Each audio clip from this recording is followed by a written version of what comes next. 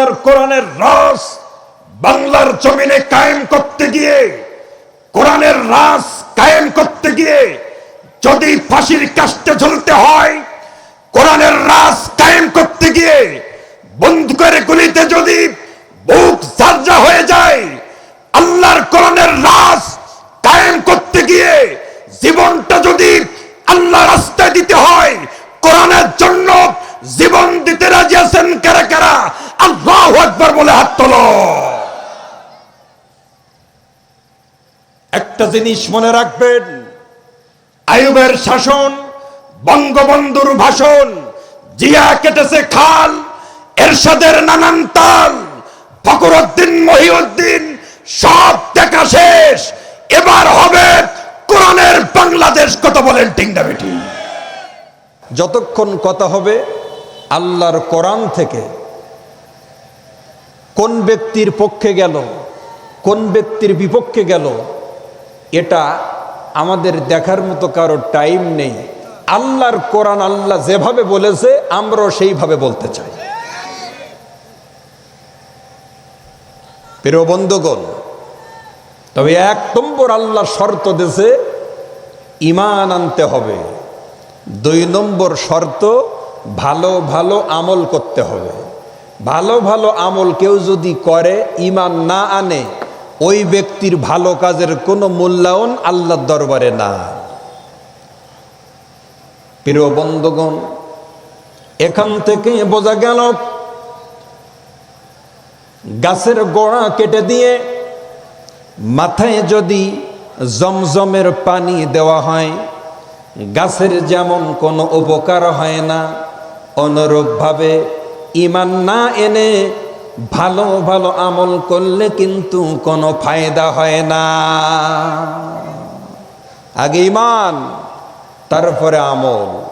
এই 2টা কাজ যদি করতে পারেন, আল্লাহ বলছেন কানাত লাহুম জান্নাতুল ফিরদাউসি নুজুলা, তোমার জন্য বরাদ্দ রয়েছে জান্নাতের উচ্চ মাকাম। সেই মাকাম, সেই জায়গার নাম হলো জান্নাতুল ফিরদাউস। জবান খুলে কোন সুবহানাল্লাহ। এবার আপনারা বলেন জান্নাত কয়টা ভাই? 7টা। তো 7টা বললেন যে একজন, 8টা জান্নাত ভাই। জান্নাত কয়টা? তার ভেতরে শ্রেষ্ঠ জান্নাত হলো জান্নাতুল ফেরদাউস। আমার প্রিয় নবী সাল্লাল্লাহু আলাইহি ওয়াসাল্লাম বলছেন, উম্মত আল্লাহর কাছে যখন দোয়া করবে, দোয়ার ভেতরে জান্নাতুল ফেরদাউসের দোয়া করবে, কারণ এর ভেতরে সব নিয়ামত বরাদ্দ রেখেছেন যিনি। জবান খুলে কন তিনি কে?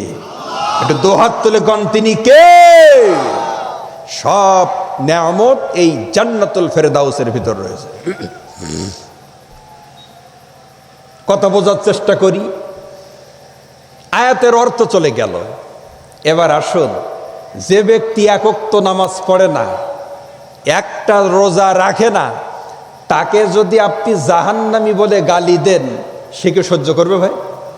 তবে বোঝা গেল আমল নাও করলেও জাহান্নামে যাইতে আমরা রাজি না, ঠিক কিনা?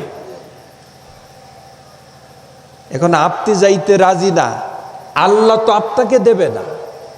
যে শর্ত শরায়ত রয়েছে সেগুলো তো আপনার ভিতরে বিদ্যমান থাকা লাগবে। প্রিয় বন্ধুগণ, আল্লাহর নবী বলেন, যদি জান্নাতি হতে চাও, যদি জান্নাতে যেতে চাও, তোমার ভিতরে 5টা আমল যদি বিদ্যমান থাকে, আল্লাহ পাক রব্বুল আলামিন তোমাকে জান্নাতুল ফেরদাউস দিবেন। জোরে কোন মারহাবা। 5টা আমল যদি আপনার ভেতরে বিদ্যমান থাকে, আপনি জান্নাতি মানুষ। এই 5টা আমলের কথা হাদিসের আলোকেই বলেই আজকে আমার আলোচনা আমি শেষ করব। তবে আপনারা বলেন জান্নাতে যাওয়ার জন্য আমল কয়টা ভাই? একটু হাত তুলে কোন আমল কয়টা? ওয়াজ শুধু শুনলে হবে না, কিছু আজ যদি বাড়ি না নিয়ে যায় তবে কষ্ট করার না করা তো সমান। এজন্য একটু মাথায় রাখবেন, জান্নাতীদের আমল হবে কয়টা? 5টা। ইন্নাল জান্নাতা তাশতাকু আলা খামসাতি নাফারিন তালিল কোরআন। 1 নম্বর, জান্নাতীদের আমল হলো বেশি বেশি তারা আল্লাহ পাকের কোরআন পড়বে। কোরআন আপনি পড়বেন, আর কোরআনের ভেতর যে আইন কানুন আছে ওগুলো মানবেন না, এ কোরআন পড়ার কোনো ফায়দা আছে ভাই? কোরআন পড়া মানে কোরআনের আইন বাস্তব জীবনে সব জায়গায় কায়েম করা, কোরআন অনুযায়ী জীবন চালানো। এই কোরআনের সাথে যাদের সম্পর্ক থাকবে তাদের জায়গা আল্লাহ রসুল ঘোষণা করেছেন জান্নাতুল ফেরদাউস। একবার জোরে কোন সুবহানাল্লাহ। তবে 1 নম্বর, ইন্নাল জান্নাতা তাশতাকু আলা খামসাতি নাফারিন। 1 নম্বর 5 প্রকারের ভেতর থেকে যারা আল্লাহ পাকের কোরআন তেলাওয়াতকারী, মারহাবা বলেন। বন্ধুরা আমার, এখান থেকেই বোঝা গেল আল্লাহ পাক রব্বুল আলামিন এমন একটি গ্রন্থ আপনাকে এবং আমাকে আমার আল্লাহ দান করেছে। এই গ্রন্থ যদি আপনি আমি বাস্তব জীবনে সেট করতে পারি, দুনিয়ায় কোনো অশান্তি থাকবে না, পরকালে কোনো অশান্তি থাকবে না। আমাদের সংসদ ভবনে যদি আল্লাহর কোরআন রাখা হয়, কোরআন অনুযায়ী যদি দেশটা চালানো হয়, এর মতো শান্তির দেশ কিন্তু আর খুঁজে পাওয়া যাবে না। কোরআন যেখানে শান্তি, সেখানে মানব রচিত আইন দিয়ে শান্তির আশা করা যায় না। শান্তি দিতে পারে একমাত্র আল্লাহর কোরআন। কথা বলেন ঠিক না বেটি? কোরআনের পক্ষে যদি আপনি থাকেন, স্পষ্ট কথা, আপনি মুহাম্মদ সাল্লাল্লাহু আলাইহি ওয়াসাল্লামের দলের লোক। কোরআনের বিপক্ষে অবস্থান করলে আপনি আবু জাহেলের দলের লোক। সুবহানাল্লাহ। কথা বলেন ঠিক কিনা?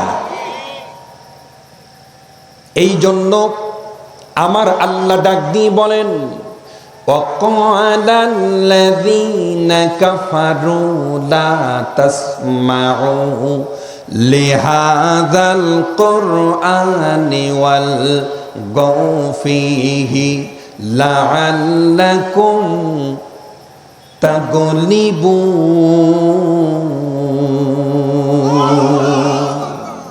কোরআন শুনতে খারাপ লাগে না ভালো লাগে ভাই? এটা জোরে কোন, খারাপ না ভালো?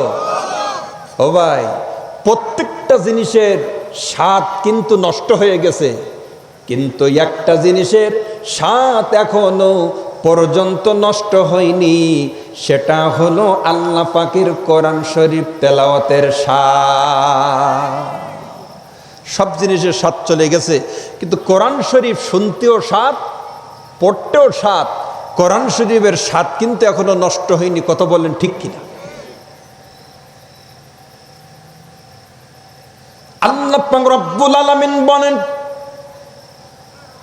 যখন নবী কোরআন পড়তেন আবু জাহেল বাধা দিত। ওয়াকাল আল্লাযীনা কাফারু, আর কাফেররা বলে, এখানে কোন কাফের উল্লেখ নেই, নাম উল্লেখ নেই কোরআনে, কিন্তু তাফসীরের ভেতরে রাইসুল মুফাসসিরিন হযরত ইবনে আব্বাস তিনি লিখছেন এই কাফেরের নাম ছিল আবু জাহেল। তার নেতৃত্বে, তার মাথা হাতে ছিল অন্য কাফের। আবু জাহেলের কড়া নির্দেশ ছিল মুহাম্মদ সাল্লাল্লাহু আলাইহি ওয়াসাল্লাম যেখানে কোরআন পড়বে সেখানে যেয়ে বাধা দেবে। লা তাসমাউ লিহাযাল কোরআন, এই কোরআন তোমরা শ্রবণ করিও না। ওয়াল গাউ ফীহি, কোরআন যেখান আল্লাহর নবী তেলাওয়াত করবে, আবৃত্তি করবে, তেলাওয়াতে তোমরা হট্টগোল সৃষ্টি করে দেবে। লাগবুন শব্দের অর্থ হচ্ছে হট্টগোল সৃষ্টি করা। লাগবুন শব্দের আরেকটা অর্থ হলো হাতে তালি দেওয়া, মুখে শীষ দেওয়া। লোগাতের ভেতরে এসেছে, আল কাউসার নামক লোগাতের ভেতরে লাগবুন শব্দের অর্থ হলো কুকুরের মতো ঘেউ ঘেউ করা, এমন আওয়াজ করবে যাতে মুহাম্মাদের কোরআন মানুষের কর্ণকোহর স্পর্শ না করে। লাগবুন শব্দের আরেকটি ব্যাখ্যা রয়েছে তাফসিরে নুরুল কোরআনের ভেতরে। আবু জাহেল বলছিল যেখানে কোরআন তেলাওয়াত করবে মোহাম্মদ, সেখানে যে তোমরা এমন কথাবার্তা বলবে, কাজকর্ম করবে, যাতে ওদের ভিতরে গন্ডগোল সৃষ্টি হয়ে যায়। তো তাই যদি হয়, এই আয়াতের অর্থ বর্তমান সমাজের সাথে একটু মিলিয়ে নেন। এমন কিছু নেতা আছে স্টেজে বক্তাদের সাথে তর্ক বিতর্ক করার কারণে গোটা মাহফিলটা নষ্ট হয়ে যায়। তবে বোঝা গেল এই নেতা যে কোনো নেতা না, এও আবু জাহেলের পাঠানো আরেক আবু জাহেল। কথা বলেন ঠিক না বেটি? আপনারা বলেন ভাই, সাতক্ষীরা আলিপুরে যে ঘটনাটা ঘটছে আমাদের প্রিয় ভাই কবির বিন সামাদ ভাইয়ের সাথে, শুনছেন না ভাই? শুনছেন কি না? গোটা মাহফিলটা নষ্ট করেছে ওই কুলাঙ্গার চেয়ারম্যান। কথা ঠিক কিনা ভাই? মাহফিলটা সুন্দরভাবে চলছিল, গোটা প্রোগ্রামটা ওই কুলাঙ্গার চেয়ারম্যান নষ্ট করে দিয়েছে। বোঝা গেল লাগবুন শব্দের অর্থ একজন গন্ডগোল পাকিয়ে মাহফিল নষ্ট করবে।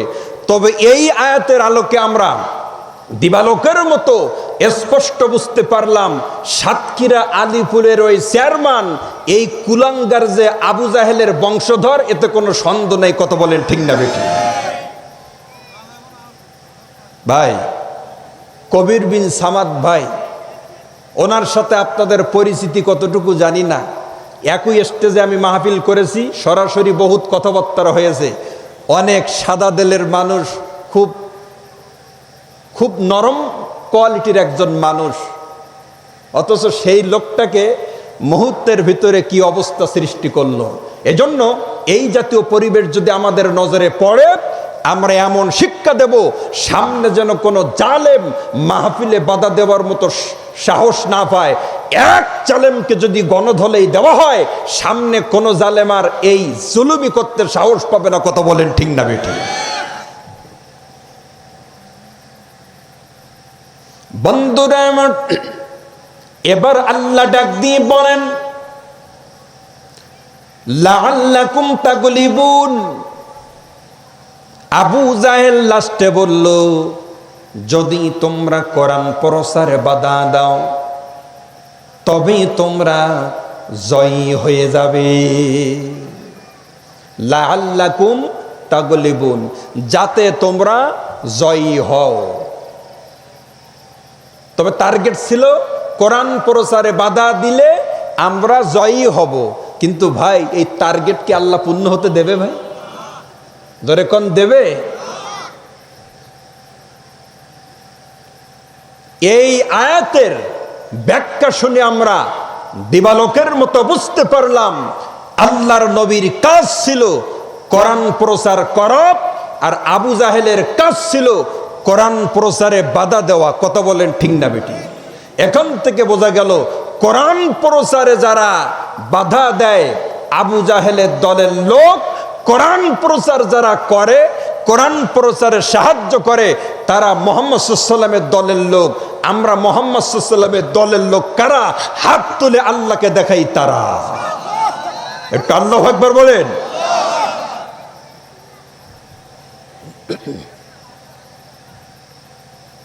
বন্ধুরা আমার, এই জন্য আপনাদের বলতে চাই, যতদিন জিন্দা থাকবেন ততদিন আল্লাহর কোরআনের সঙ্গে জুড়ে মিলে থাকবেন। কোরআন থেকে যদি আপনি বিচ্ছিন্ন হয়ে যান, আপনার কপালে শান্তি কোনোদিন আপনি কিন্তু খুঁজে পাবেন না। কোরআন যেখানে মুসলমান থাকবে সেখানে, কোরআন নেই যেখানে আমরা নেই সেখানে। কথা বলেন ঠিক? জীবন চলে যায় তাও ভালো, কিন্তু কোরআন থেকে আমরা বিচ্ছিন্ন হতে চাই না। কথা বলেন ঠিক কিনা? কোরআনের শিক্ষা ভিতরে ঢুকাবেন, কোরআনের শিক্ষায় নিজের সন্তানকে শিক্ষিত করবেন, নইলে কিন্তু আখিরাতে পিতা হয়ে আপনি জবাব দিতে পারবেন না। খায়রুকুম মান তাআল্লামাল কোরআনা ওয়া আল্লামাহু। রাসূল বলছেন, বুখারীর হাদিস, পৃথিবীর সবচেয়ে দামি মানুষ যে ব্যক্তি কোরআনের সাথে জুড়ে মিলে থাকে। জোরে কোন সুবহানাল্লাহ। এই কোরআনের রাজ আমরা কায়েম করতে রাজি আছি না নেই ভাই? শুধু মুখে উচ্চারণ করলে হবে না। আল্লাহর কোরআনের রাজ বাংলার জমিনে কায়েম করতে গিয়ে, কোরআনের রাজ কায়েম করতে গিয়ে যদি ফাঁসির কাস্টে ঝুলতে হয়, কোরআনের রাজ কায়েম করতে গিয়ে বন্দুকের গুলিতে যদি বুক ঝাঁঝরা হয়ে যায়, আল্লাহর কোরআনের রাজ কায়েম করতে গিয়ে জীবনটা যদি আল্লাহ রাস্তায় দিতে হয়, কোরআনের জন্য জীবন দিতে রাজি আছেন কারা কারা? আল্লাহু আকবার বলে হাত তোলো।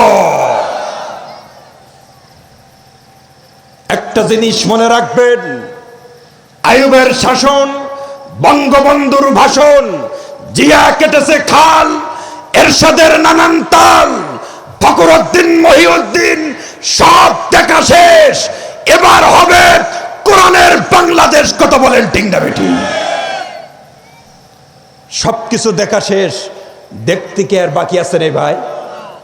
বাকি রয়েছে শুধু কোরআনের শাসন দেখতে।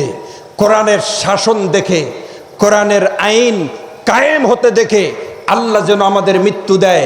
কায়েম যতদিন না হবে, আমাদের কাছে যেন আজরাইল না আসে। একটু জবান খুলে কোন আল্লাহুম্মা আমিন। মোহতারাম হাজিরিন, কোরআন কত পাওয়ারফুল কিতাব দেখেন। ছোট্ট একটা ওয়াকিয়া শোনেন। আল্লাহর নবী হযরতে ঈসা আলাইহিস সালাম, উনি রাস্তা দিয়ে যাচ্ছেন, গ্রামের ভেতরের এক রাস্তা দিয়ে। নবী ডাক দিয়ে বলেন, আমি যখন কিছু দূর চলে গেলাম, আমি দেখতে পাইলাম একটা কবরের ভেতরে জাহান্নামের আগুন দাউ দাউ করে জ্বলতেছে। নবী মানুষ তো, আল্লাহ পাক জানিয়ে দেয় কবরের ভেতরে জাহান্নামের আগুন দাউ দাউ করে জ্বলতেছে। তিরমিজির হাদিস, আল্লাহর নবী বলেন, আল কবরু রাউযাতুম মির রিয়াজিল জান্নাহ আও হুফরাতুম মিন হুফারিন নার। ভালো আমল করে যদি আপনি কবরে যান, কবর হবে জান্নাতের বাগান। খারাপ আমল করে যদি কবরে যান, কবর হবে জাহান্নামের গর্ত। আল্লাহ আমাদের কবরকে জান্নাতের বাগান বানিয়ে দেখ। সকলে বলুন আমিন। হুজুর ডাক দিয়ে বলেন, আমি চলে গেলাম। আবার কিছুদিন পরে ওই কবরের পাশ দিয়ে আমি যখন গুটি গুটি কদমে অতিক্রম করতে থাকলাম, আমি দেখতে পাইলাম পূর্বের ন্যায় এই মানুষটার কবরে আজকেও জাহান্নামের আগুন জ্বলতেছে।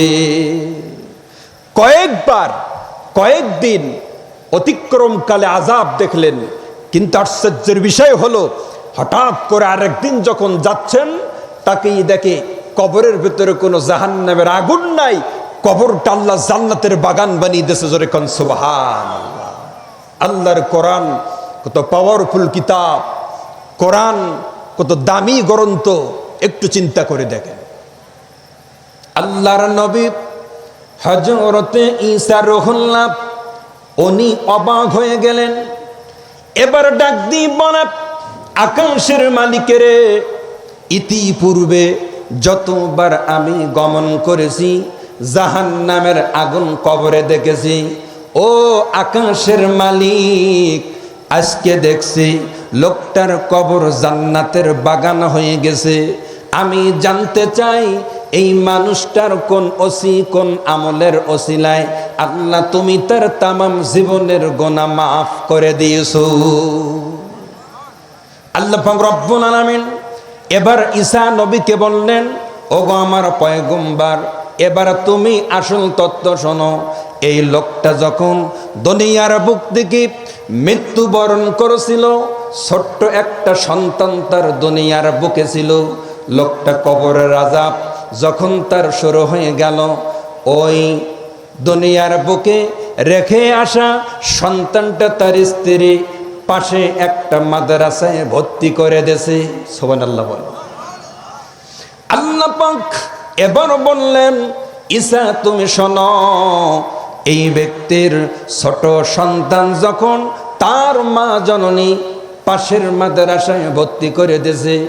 ছেলেটা যাওয়ার পরে শিক্ষক সর্বপ্রথম তার সবক দেশে বিসমিল্লাহ। বিসমিল্লাহ কিন্তু কোরআনের আয়াত। আল্লাহ পাক বলেন ইন্নাহু মিন সুলাইমান ওয়া ইন্নাহু বিসমিল্লাহির রহমানির রহিম। বিসমিল্লাহ কিন্তু কোরআনের আয়াত, সূরাতুন নামল এর একটি আয়াত।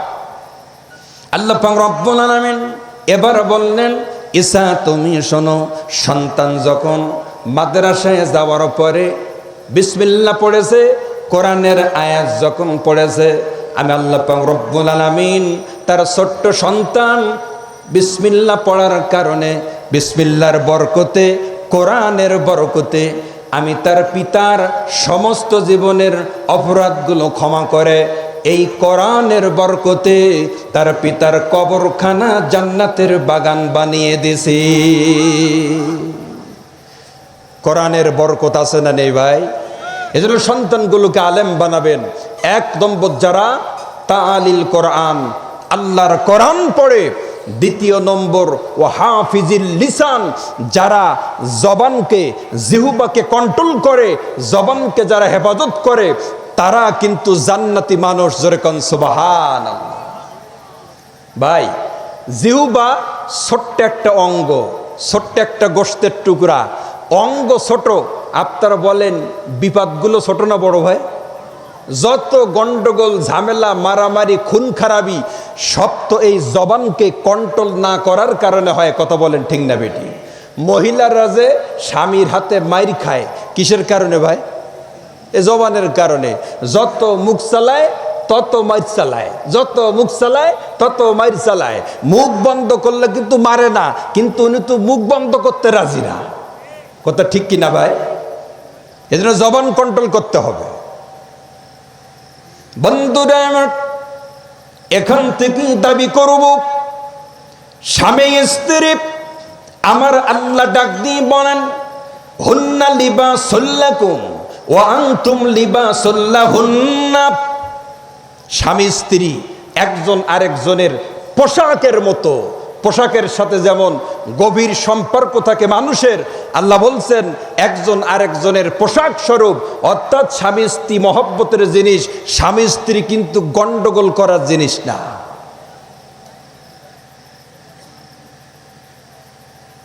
রাস্তার ধারে, নদীর ধারের বাড়ি, ব্রেক ছাড়া গাড়ি, পর্দা ছাড়া নারী, এদের কিন্তু কোনো মূল্য নাই। ব্রেক ছাড়া গাড়ির যেমন কোনো দাম নেই, নদীর ধারের বাড়ি যখন তখন নদীর ভিতর ঢুকে যেতে পারে, আর যে নারীর পর্দা নেই তার কোনো ভ্যালু নেই। এজন্য কবি বলছেন, ব্রেক ছাড়া গাড়ি, পর্দা ছাড়া নারী, নদীর ধারের বাড়ি, এ তিনটে জিনিসের কোনো দাম না। বিশাল বড় বড় রাস্তাগুলো নষ্ট করছে টেরাকে, মহিলাগুলোর মাথা খাচ্ছে বেড়াকে, গ্রামগুলো খাচ্ছে সমিতি, কিছু কিছু মসজিদ খাচ্ছে কমিটি। আছে না নেই ভাই? কিন্তু আমাদের এলাকার মসজিদগুলো কমিটি মাশাআল্লাহ অনেক ভালো, দিন দিন উন্নতি অবনতি না। কিন্তু বহুত জায়গায় কমিটির নালিশ শুনতে শুনতে আর অস্কত করা যায় না। কমিটি মসজিদ মাদ্রাসা ভাঙিয়ে চুরিয়ে খায়, মসজিদ মাদ্রাসা নিয়ে ব্যবসা করে, এমন কমিটি নেই? আছে। আবার এমন কমিটি রয়েছে যে কমিটি মসজিদ মাদ্রাসার খেদমতের কারণে নিজের সংসারের বাজারও করার টাইম পায় না। জোরে কোন আছে না নেই? ভালো মন্দ মিলে এই সমাজ। বন্ধুরা, এখন থেকে বোঝা গেল স্বামী এবং স্ত্রী মহব্বতের জিনিস, গন্ডগোলের জিনিস নয়। এই জন্য আপনাদের খেদমতে বলবো, একটা জিনিস মনে রাখবেন, বেপর্দায় তাদের চালানো যাবে না। আল্লাহর নবী বলছেন, এটা মিশকাতুল মাসাবির হাদিস। আল্লাহর নবী বলেন, আদ-দুনিয়া কুল্লুহা মাতাউন ওয়া খায়রু মাতাইদ দুনিয়া আল মারআতুস সালিহা। আল্লাহর নবী বলেন, গোটা দুনিয়া এটা হলো একটা সম্পদ, দুনিয়ার ভেতর যা কিছু রয়েছে সব কিছু কিন্তু সম্পদ। আর সমস্ত সম্পদের ভেতরে দামি সম্পদ হলো আল মারআতুস সালিহা, একজন নেককার স্ত্রী। গোটা দুনিয়ায় যাহা কিছু রয়েছে সব কিছু সম্পদ, সম্পদের ভেতরে দামি সম্পদ হলো আল মারআতুস সালিহা, একজন নেককার মহিলার দাম আল্লাহর কাছে কিন্তু গোটা দুনিয়ার চেয়ে বেশি। জোরে কোন সুবহানাল্লাহ। জনাম্মা জানদের পর্দার ভেতরে থাকতে হবে, স্বামীর সাথে ভালো ব্যবহার করবেন। আর আপনাদের বলবো, অনেক মহিলা কোনো অপরাধ করে না, বিনা অপরাধে অনেক জালেম স্বামী রয়েছে, পশুর মতো পিটায়। আছে না নেই ভাই? আস্তে কথা বললে মনে করো আপনি মনে হয় একই অবস্থা। আছে না নেই? কোনো অপরাধ না, বিনা অপরাধে গরুর মতো পিটায়। ও ভাই নেই ভাই? অপরাধ মহিলাদের আছে, কিন্তু সব মহিলা তো অপরাধে মারি খায় না, বিনা অপরাধেও মারি খায়, পশুর মতো পিটায়। আখেরাতে কিন্তু জবাব দেওয়া লাগবে। আপনি মারছেন কার? একটা মহিলাকে, তার পিতামাতা দুর্বল, গরিব, আপনার প্রতিশোধ নিতে ব্যর্থ, কিন্তু যাকে মারছেন সৃষ্টিকর্তা আল্লাহ, তার বান্দিকে আপনি মারছেন। আখেরাত কিন্তু জবাব না দিয়ে সামনে আপনার যাবার কোনো লাইন না। অহেতুক মারধর করা যাবে না মহিলাদের ভাই, আল্লাহর কাছে জবাব দিতে হবে। আর আপনাদের দাবি রাখবো, মহিলাদের পর্দার ভিতরে রাখবেন, নইলে সেই মহিলা থেকে কিন্তু ভালো সন্তানের আশা করা যায় না। প্রিয় বন্ধুগণ, ওয়াজে নেসওয়ান এই কিতাবের ভেতরে এসেছে, আমার প্রিয় নবী সাল্লাল্লাহু আলাইহি ওয়াসাল্লাম উনি একটা চেয়ারের উপর বসে গোসল করতেছেন, আর গোসল করাচ্ছেন আম্মাজান আয়েশা সিদ্দিকা। জোরে কোন আল্লাহু আকবার। হুজুর ডাক দিয়ে বলে, অনেকক্ষণ যখন হয়ে গেল, আমি তখন দেখতে পাইলাম গোসলের পানির সাথে রক্তের মতো লাল দেখা যায়। আম্মা জানেরা, কথাগুলো মনোযোগ দিয়ে শুনবেন। আল্লাহর নবী আম্মা জানকে বললেন, ওগো আয়েশা, পানির সাথে রক্তর মতো কি দেখা যায়? আম্মা জান তখন ডাক দিয়ে বলে, হুজুর, রক্ত অন্য কিছু নয়। হুজুর, আপনি যখন চেয়ারের ওপর বসেছিলেন, আমার একটা পায়ের আঙ্গুল চেয়ারের তলদেশে পড়েছিল। হুজুর, সেই আঙ্গুল ফেটে রক্ত বাইর হইতেছে। এটা অন্য কিছু নয়, এটা আমার সেই আঙ্গুল দিয়ে প্রবাহিত রক্ত। আল্লাহু আকবার বলেন। 6 লক্ষ হাদিসের হাফেজা ছিলেন আম্মাজান আয়েশা। সুবহানাল্লাহ বলেন। 30 পারা কোরআনের হাফেজা ছিলেন, আবার 6 লক্ষ হাদিস আম্মাজান আয়েশা একাধারে বলতে পারতেন। জোরে কোন আল্লাহু আকবার। স্বামী স্ত্রী মহব্বতের জিনিস, মহব্বত কার বলে দেখেন ভাই। আল্লাহর নবী সঙ্গে সঙ্গে বিবির মুখ থেকে এহেন কথা শ্রবণ করার পরে এবার দাঁড়িয়ে গেলেন। দাঁড়ানোর পরে এবার বললেন, ও আয়েশা, পাটা এগিয়ে দাও। রসুল সুন্দর করে কাপড় জড়িয়ে দিলেন। এরপরে বললেন, তোমার আঙ্গুল ফেটে রক্ত বাইর হইতেছে, আমাকে বললে আমি তো উঠিয়ে দাঁড়াতাম, কেন তুমি বলো নাই? আম্মা যান এবার ডাক দিয়ে বলে, ওগো আমার নবীজি, একটা কথা শুনে রাখুন, আমার আঙ্গুল পেটে রক্ত বাইর হইতেছে। হুজুর, আমার আঙ্গুল কেন? আমি আয়েশার কলিজাটা ফেটে যদি রক্ত বাইর হইতো, এরপরেও আমার নবীকে দাঁড়াতে বলে আমি আয়েশা কষ্ট দিতাম না। আল্লাহু আকবার বলেন। হুজুর, সামান্য একটা আঙ্গুল ফেটে রক্ত, হুজুর, আমি আয়েশার কলিজাটা যদি ফেটে রক্ত বাইর হতো, তারপরও আমার নবীকে বলতাম না যে আপনি দাঁড়ান। তবে দেখেন স্বামী স্ত্রী কি মহব্বত, স্বামীর মূল্যায়নটা কিভাবে করলো। অথচ আমাদের এলাকার মহিলাদের অবস্থা, স্বামী যত উচ্চঙ্গের হোক না কেন, স্বামী এমপি, স্বামী মন্ত্রী, ওই এমপি আছে, এমপির জায়গায় আছে, বোর কাছে কিন্তু চৌকিদারের পাওয়ার, ওখানে কিন্তু এমপিগিরি চলে না। কত বলেন ঠিক না বেটি? যতই দামি হোক না কেন, বোর কাছে চৌকিদারের পাওয়ার, ওখানে কিন্তু এমপি মন্ত্রী চলে না। কত বলেন ঠিক কিনা? আম্মাজানদের বলবো স্বামীকে মূল্যায়ন করবেন, আর আপনাদের বলবো গরুর মতো তাদের পিটাবেন না ভাই, তারা কিন্তু গরু না।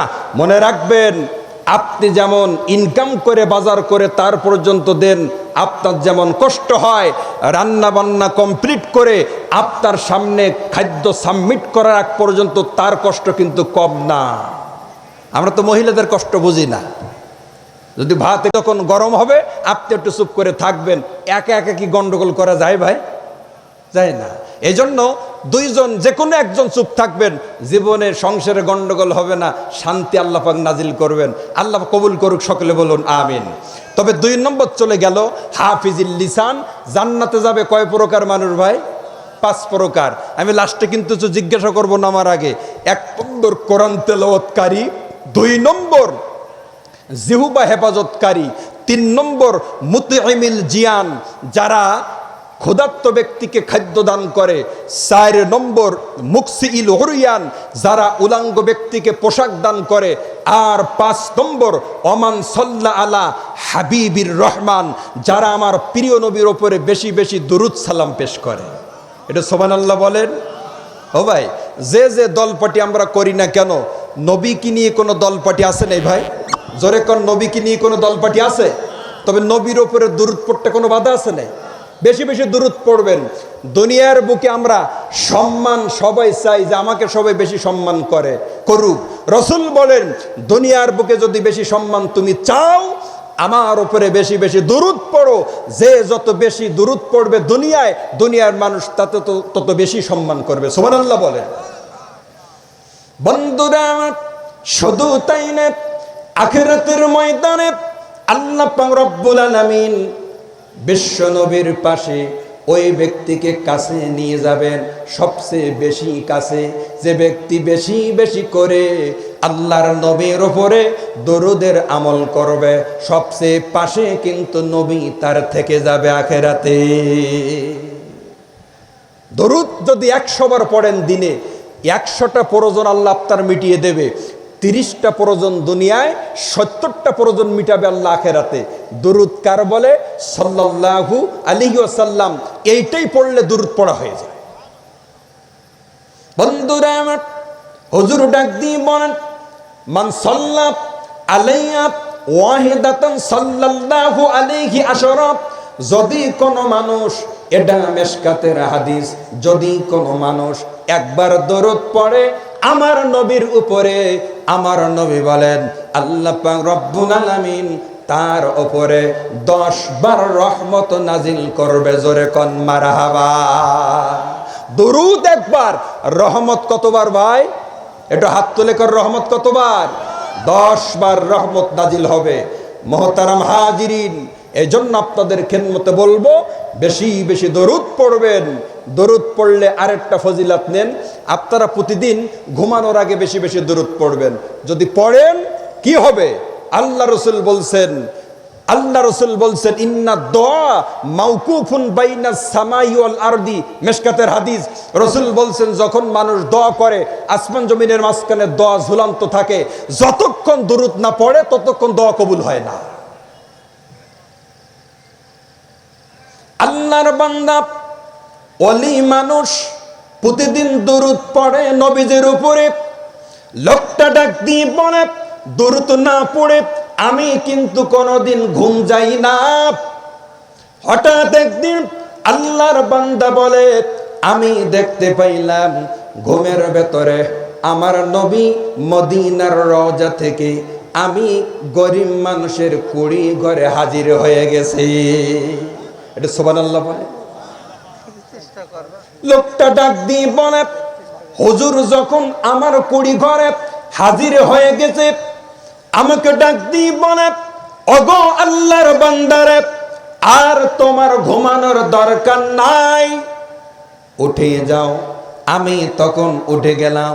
আল্লাহর নবী এবার বলে, বান্দা তুমি শোনো, তুমি যে মুখ দিয়ে ঘুমানোর পূর্বে প্রতিদিন দরুদ পড়তে, ওই মুখটা তুমি আমার মুখের পাশে নিয়ে এসো। সুবহানাল্লাহ।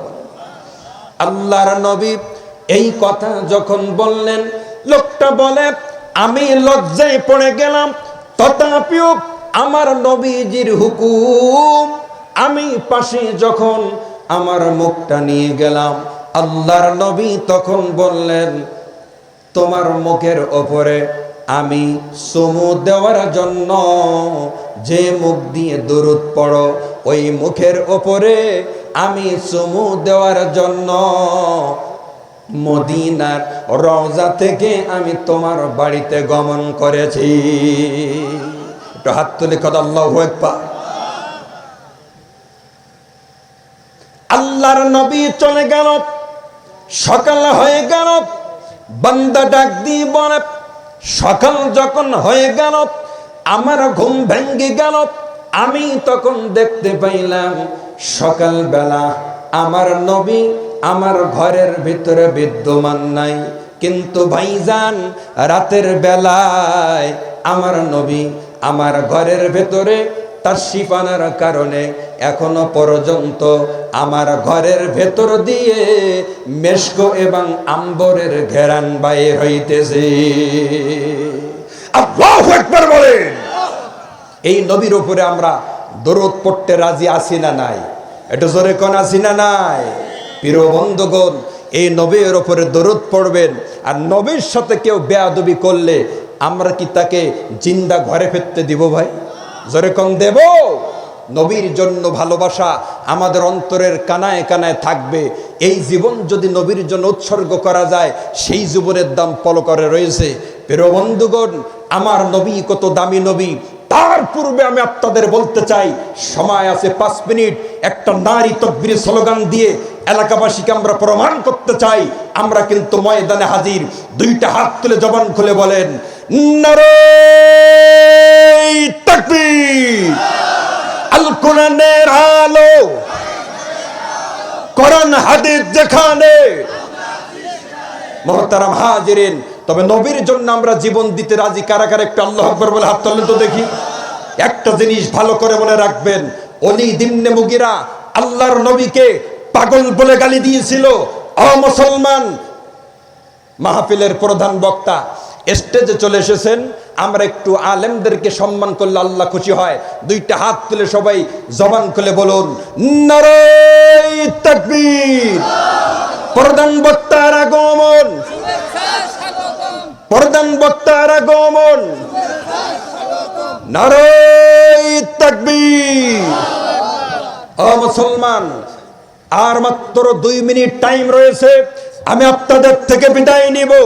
বিদায় করার পূর্বে আপনাদের কাছে বলতে চাই, নবীকে আমরা জীবনের চেয়ে ভালোবাসি কারা কারা? আল্লাহকে আরেকবার হাত তুলে দেখান তারা। আল্লাহু আকবার বলেন। যে কথাটা বলতেছিলাম, আল্লাহর নবীকে ওলীদ ইবনে মুগীরা পাগল বলে গালি দিয়েছিল। পাগল বলে আল্লাহর নবীকে গালি দেওয়ার কারণে আল্লাহ পাক রব্বুল আলামিন সঙ্গে সঙ্গে প্রতিবাদ করে ওলীদ ইবনে মুগীরাকে বলছিল, এ ওলীদ ইবনে মুগীরা, আমার নবীকে তুই পাগল বলে গালি দেওয়ার কারণে আমি আল্লাহ বিশ্ববাসীকে বলে দিলাম তুই একটা জারজ সন্তান। কথা বলেন ঠিক না বেঠিক? ও মুসলমান, এখান থেকে বোঝা গেল এই দুনিয়ার বুকে বর্তমান যারা আল্লাহর নবীকে নিয়ে কটূক্তি করে, আল্লাহর নবীকে যে যারা বাজে মন্তব্য করে, আল্লাহর নবীর সম্মান নিয়ে যারা বাজে মন্তব্য করে, তারা বর্তমান দুনিয়ার হাইব্রিড জাতের জারজ সন্তান, এতে কোনো সন্দেহ না। কত বলেন ঠিক না বেঠিক? এই জন্য আমরা নবীর দলের লোক, নবীর পক্ষে আমরা থাকতে রাজি আছি তো ইনশাল্লাহ। আর সাথে সাথে শুকরিয়া আদায় করবেন আল্লাহর দরবারে। আল্লাহ কোরআন শোনার একটা পরিবেশ তৈরি করে দিয়েছে। বাতাস তো সব সময় একদিক দিয়ে হয় না। শীতকালে বাতাস একদিক দিয়ে প্রবাহিত হয়, গরমকালে বাতাস আরেক দিক দিয়ে প্রবাহিত হয়। আপনারা বলেন, শীতকাল আর গরমকালের মাঝখানে বাতাস পরিবর্তন করেন যিনি, দুহাত তুলে কোন তিনি কে? জবান খুলে কোন কে?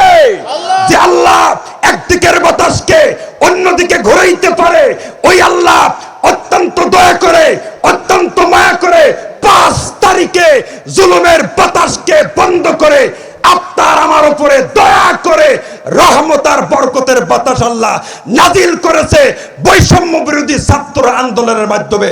দোয়া তুলে কোন কথা ঠিক না বেটি?